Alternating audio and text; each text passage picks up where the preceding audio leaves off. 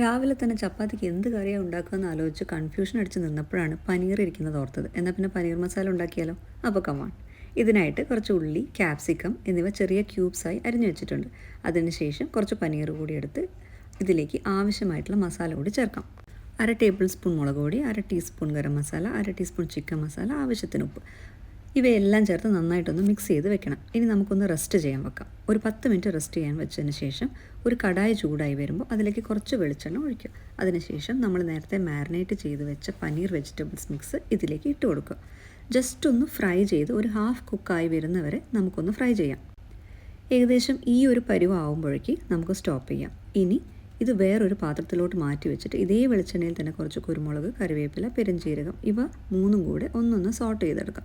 അതിനുശേഷം ചെറുതായിട്ട് ചോപ്പ് ചെയ്ത ഉള്ളി ചേർക്കുന്നുണ്ട്. ഞാനിവിടെ 2 മീഡിയം സൈസ് വലിയുള്ളിയാണ് എടുത്തിട്ടുള്ളത്. കൂടെ തന്നെ ഒരു 3/4 table spoon ginger garlic paste കൂടെ ചേർക്കുന്നുണ്ട്. ഇതെല്ലാം കൂടെ നല്ലവണ്ണം സോട്ട് ചെയ്തെടുക്കാം. 2 പച്ചമുളക് കൂടി ഇടുന്നുണ്ട്. ഇതെല്ലാം നല്ല രീതിയിലൊന്ന് സോട്ട് ചെയ്ത് കഴിഞ്ഞതിന് ശേഷം നമുക്ക് മസാല ആഡ് ചെയ്യണം. ഇതിനകത്ത് 1/2 ടേബിൾ സ്പൂൺ മുളക് പൊടി, കുറച്ച് മഞ്ഞൾപ്പൊടി, 1/2 ടേബിൾ സ്പൂൺ മല്ലിപ്പൊടി, 1/4 ടീസ്പൂൺ ഗരം മസാല, ആവശ്യത്തിന് ഉപ്പ് എന്നിവ ചേർത്ത് ലോ ഫ്ലെയിമിൽ നന്നായി ഇളക്കുക. അതിനുശേഷം ഒരു തക്കാളിയുടെ പ്യൂരി നല്ലവണ്ണം പേസ്റ്റാക്കി ഇതിലേക്ക് ചേർത്ത് യോജിപ്പിച്ച് ആവശ്യത്തിനുള്ള വെള്ളവും ചേർത്ത് ഈ മിക്സ് ഒന്ന് ലൂസാക്കി എടുക്കുക. ഇനി ഇതൊന്ന് തിളച്ച് വരുമ്പോൾ നമ്മൾ നേരത്തെ മാറ്റി വെച്ച ഫ്രൈ ചെയ്ത പനീർ ക്യൂബ്സ് ഇതിലേക്ക് ഇട്ട് കൊടുക്കാം. ഇപ്പോൾ ഈ ഗ്രേവിക്ക് നല്ലൊരു കളർ വന്നിട്ടുണ്ട്, നല്ല സ്മെല്ലും വരുന്നുണ്ട്. ഇനി ഇതൊന്ന് അടച്ചു വെച്ച് ഒരു 5 മിനിറ്റ് വേവിക്കാം.